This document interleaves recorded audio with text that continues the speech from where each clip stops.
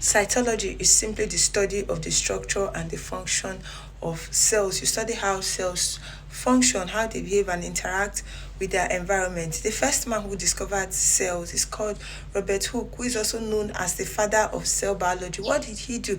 He observed plants, a cork under the microscope, and he saw structures that looked like small rooms that you find in a monastery, and he called it cells. Right, so he's known as the father of cells because he was the first one to actually observe cells under the microscope. And the next one who came in was Anthony Leon van Leeuwenhoek. What did he do? He further observed these structures under the microscope and discovered that these structures are living. He saw bacteria, protozoa, and sperm cells, and he called these things animalcules. He was one that discovered that cells are actually living. And the next person was Matthias. Matthias came in and said that plants are made of cells, and Theodore came in and said animals are made of cells. So all this theory was what made up the cell theory, which is divided into three. The first is that cell is the smallest and is the smallest unit of life, right?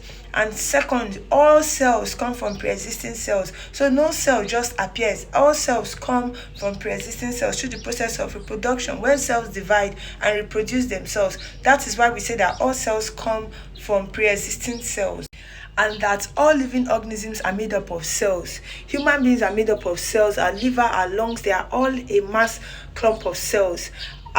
Bacteria, microorganisms in general, are made up of cells, right? Then animals are made up of cells. Plants that you see, they are all made up of cells. So that was the three cell theory that was postulated. Number one, that all living organisms are made up of one or two all cells.